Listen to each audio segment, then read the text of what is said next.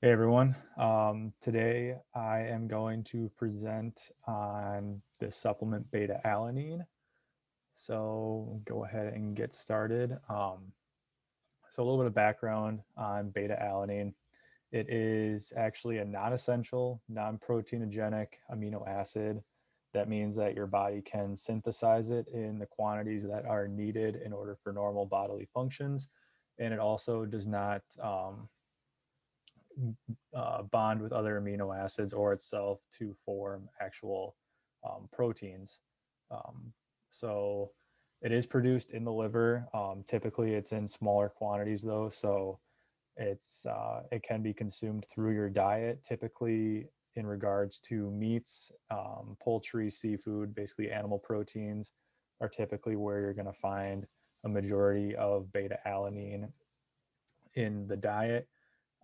So beta alanine, it is a basically a rate limiting factor in the synthesis of carnosine, and it binds with L-histidine along with using carnosine synthetase in order to form carnosine, and we'll get into carnosine along as well. So carnosine, it's typically going to be found in the skeletal muscle. Um, Again, it's formed from beta alanine and L-histidine, two non-essential amino acids, and its predominant use and predominant function in the skeletal muscle is as a hydrogen buffer. So typically, it's going to be used during anaerobic glycolysis, which typically occurs in activities lasting about 60 to 240 seconds. Um, And the reason for this is that during that time, glucose is getting broken down into pyruvate. Then pyruvate gets broken down into lactate. And then during the anaerobic portion of the breakdown of lactate, it forms lactic acid and along with hydrogen ions.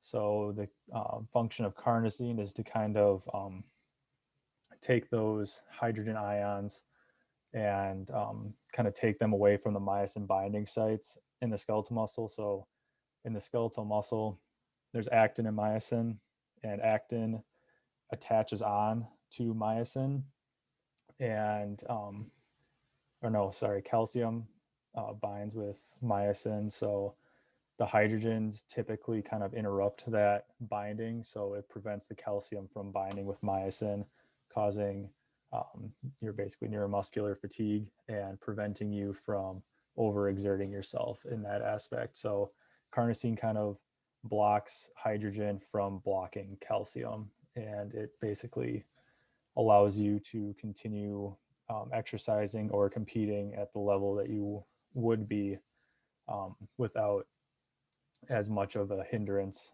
in the hydrogen blocking of calcium. And it also has been shown to work better in the hydrogen buffering area, basically, than bicarbonate, as well as inorganic phosphate, which are two compounds that are found in the human body that work as hydrogen buffers as well. It's also an antioxidant, so it binds free radicals. It's also been found to chelate transitional metals such as iron and copper. And basically, it prevents these metals from reacting with peroxidines, which then form free radicals. So it kind of works as binding the free radicals as well as preventing the free radicals from being produced from these metals. Um, so age, gender, and diet all play um, somewhat crucial roles in the amount of carnosine that an individual is going to have in their skeletal muscle. So typically, males are going to have more carnosine or higher carnosine concentrations than females will. Younger adults will have more carnosine concentrations than older adults, since as you age, your carnosine concentrations decrease slowly.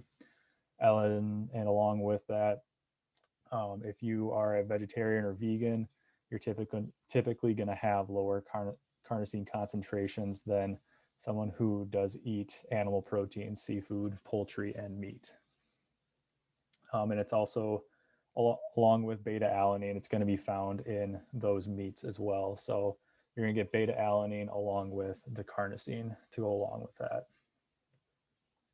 So I chose to kind of review a few studies here. The first study that I'll be reviewing kind of focused on beta alanine supplementation and judo performance. So the researchers, they pulled in 23 highly trained male judo athletes to be the participants. And then those athletes were divided into two groups. One group was getting a placebo at the same rate as the experimental group was getting the beta alanine.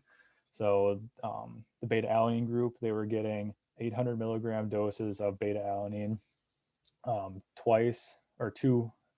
two 800 milligram doses of beta alanine 4 times per day, equating to about 6.4 grams throughout the entire day. And this was occurring for 4 weeks. And they were tested before they were given the supplements or divided into the two groups. And then they were tested again at the end of the 4 weeks. The test consisted of a warm-up, a 5-minute simulated judo fight, and then following that, there were 3 bouts of special judo fitness testing, SJFT, and then there was blood sampling prior to, immediately after, and then 5 minutes after the special judo fitness test. And they were just checking for blood pH as well as plasma lactate.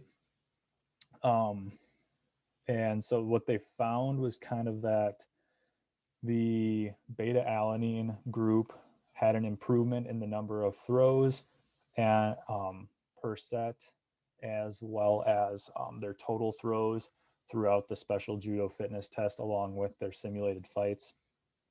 And then also there was a lactate response increase in this in the beta alanine group compared to the placebo group that was significant.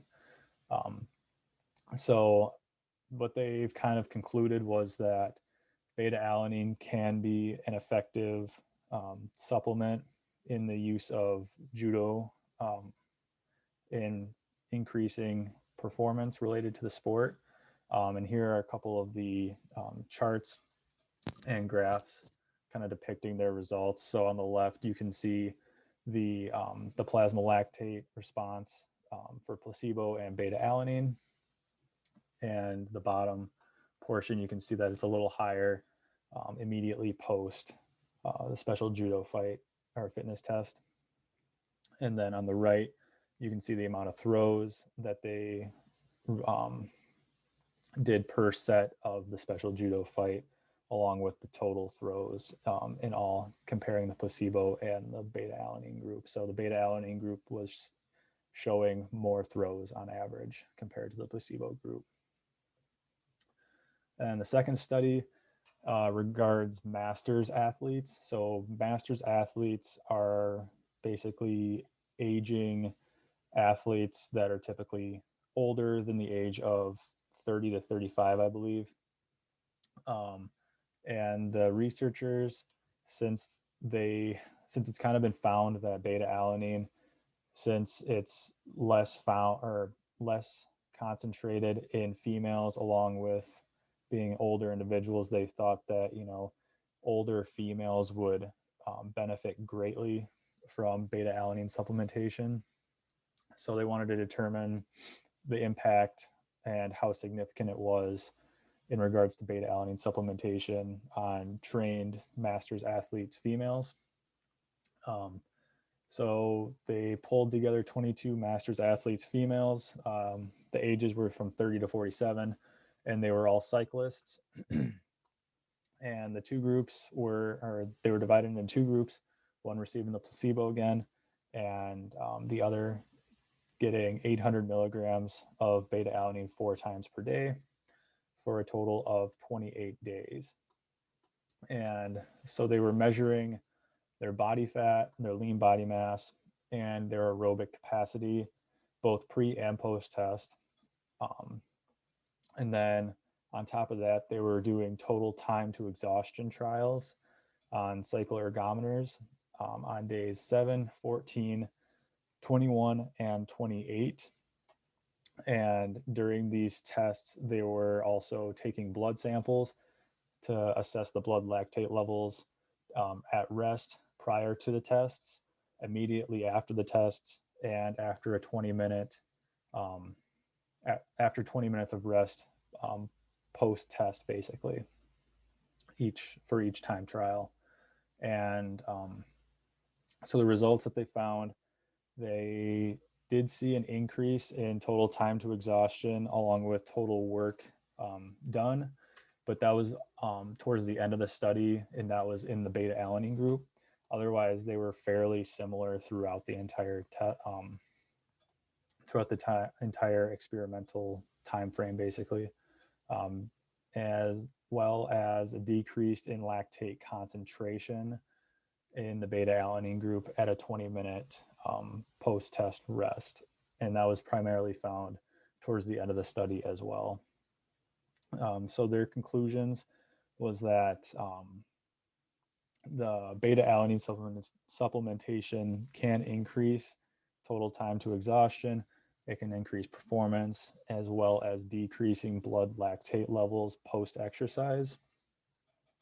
And these are the diagrams that went along with the study as well. So on the left, top left, you can see the total time to exhaustion, with the black being the beta alanine group and the white being the placebo group. And then below that, you see the total work completed. Again, you see the beta alanine group having a higher work completed than the placebo group. On the right, you can see the blood lactate levels, and they did separate kind of midway through the study, but they were significantly different on the last 28 or on the last day of the 28-day study. And then the last one was relating to muscle recovery, and their researchers kind of wanted to learn more about whether beta alanine supplementation can be used in regards to muscle recovery rather than the force exerted and the hydrogen buffering aspect of beta alanine supplementation. They kind of wanted to learn more whether it impacts muscle recovery. Basically in regards to high intensity resistance training. So they pulled together 24 untrained individuals, about half and half men and females, or males and females, and they were divided into two groups. Again, the one group would get placebo at the same rate as the experimental group would get the beta alanine. So the beta alanine group got 400 milligram capsules, or the doses were divided into 400 milligram capsules. And for the first 0 to 4 days, they would get 6 capsules. And the next 5 to 8 days, they would get 9 capsules. And then from day 9 until the end of the study, they would get 12 capsules. And the study did last 31 days. And I'm not really sure why they chose to kind of taper or kind of gradually increase the dosage at that rate. It would make more sense to kind of, just give them the steady state dosage throughout, but I don't know what they were really looking for in that aspect. But so the processes that they were using to test the muscle soreness and muscle recovery was a 1 rep max leg press and a 10 rep max leg extension. And they were given in the subjects, they did that before they began the study and on day 28, and the following 3 days after day 28, they would give during the leg press and leg extension, they would give a perceived exertion. And then the following 3 days, they would give the researchers a score of muscle soreness, and they would also have blood drawn to evaluate for creatinine or creatine kinase as well as blood lactate. Um, and interesting enough, the researchers found that there were no significant differences between the groups in perceived exertion, muscle soreness, and blood creatine kinase and lactate.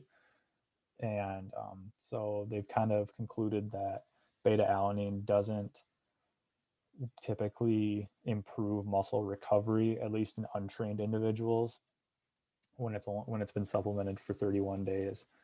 Um, so they could definitely redo this study and look more at trained individuals and see if it has any impact on muscle recovery in that population.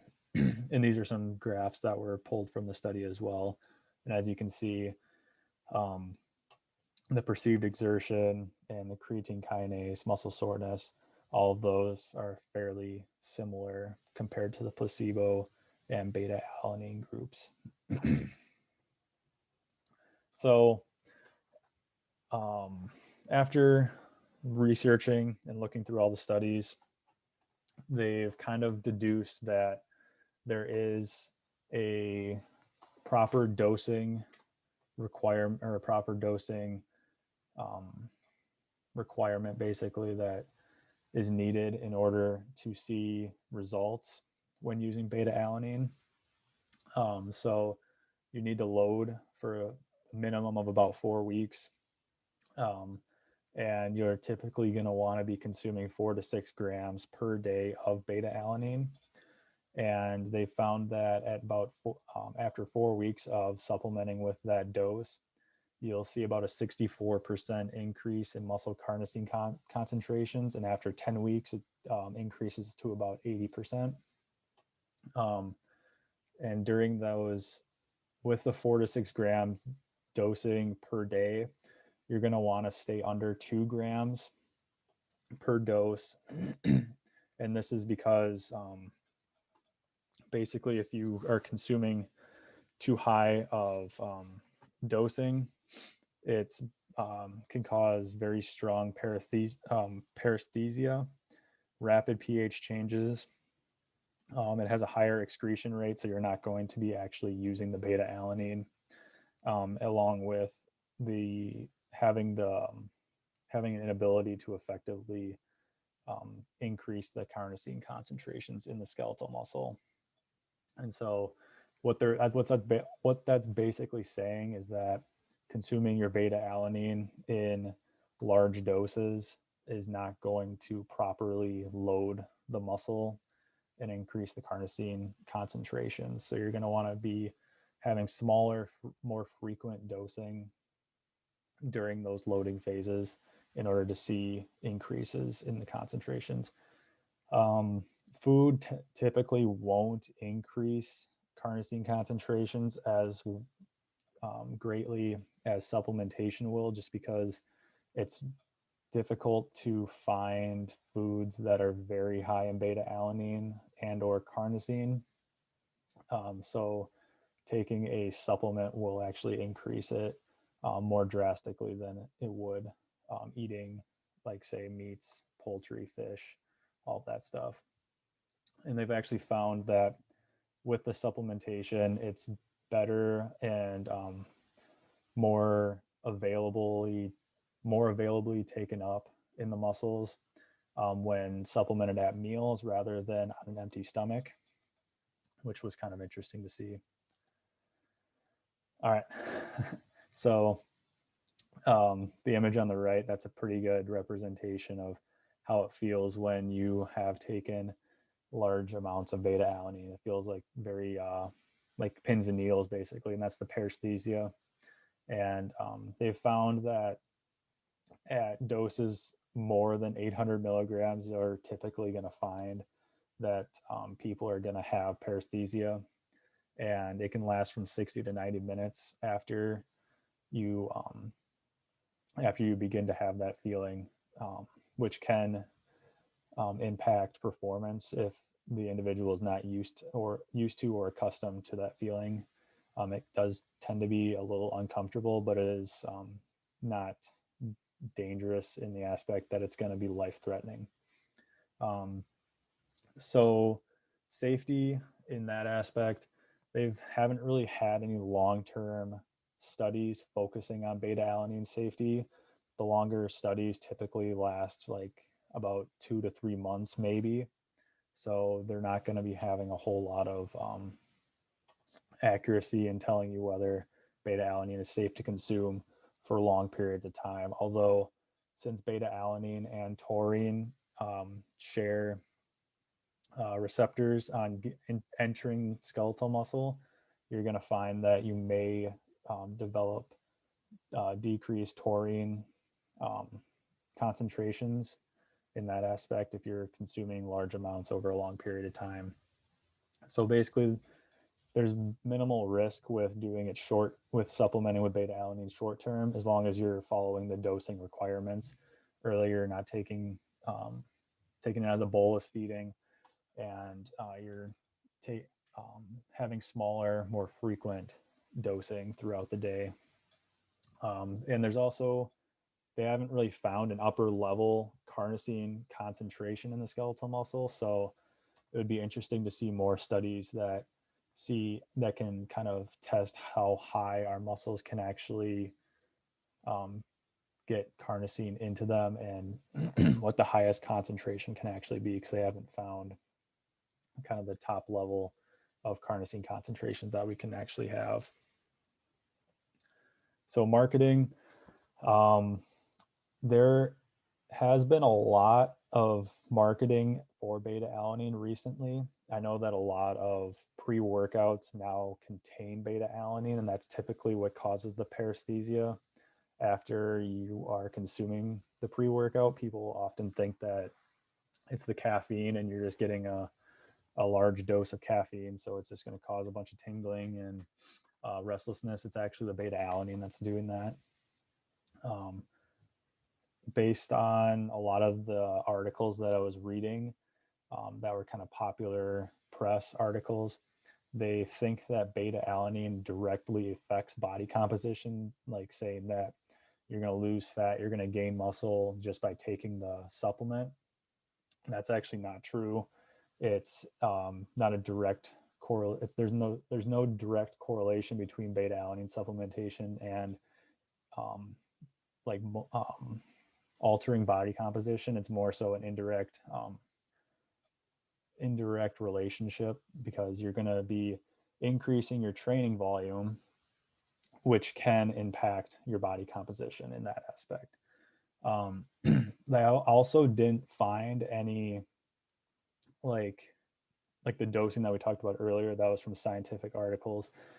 There were no real dosing throughout the day recommendations. They basically just told you to consume 3 to 6.4 grams throughout the day. They didn't tell you whether you should be consuming that all in once or like tapered throughout the day, like what is recommended. So definitely supplements or supplement companies should be looking into giving that information out, rather than just saying take this many times at this amount per day. They also say a lot of the articles say that there's going to be improvements in your performance. They didn't really specify whether they're going to be smaller improvements or just like drastic improvements. So that kind of influences people to want to buy it, because they want to improve their performance, when in actuality it's not going to drastically improve their performance. Granted, if they are an elite athlete or competing in like competitions or sports that require them to kind of keep up with the competition in a narrow kind of race, in that aspect it's going to be beneficial, because you might eke out maybe 1 or 2 more seconds or a couple more points than your opponent. But if you're just doing recreational weightlifting or running or other things in that aspect, it's most likely not going to benefit you as it would a professional athlete or an elite athlete. And a lot of the Supplements are typically marketed towards younger adults as well as athletes in that aspect.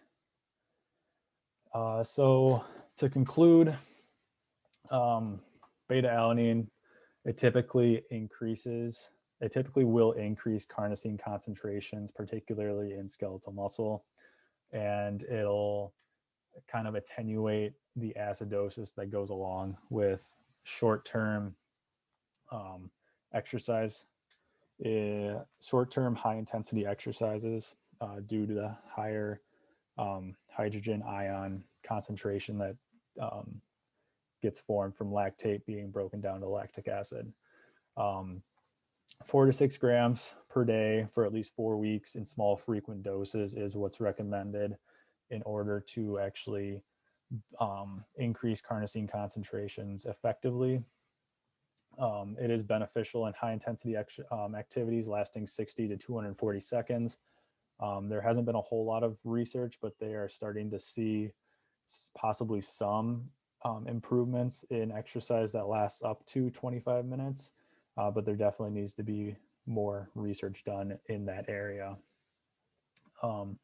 It'll attenuate neuromuscular fatigue due to the hydrogen ions binding with myosin, preventing calcium from binding there. So carnosine will allow calcium to continue binding with myosin.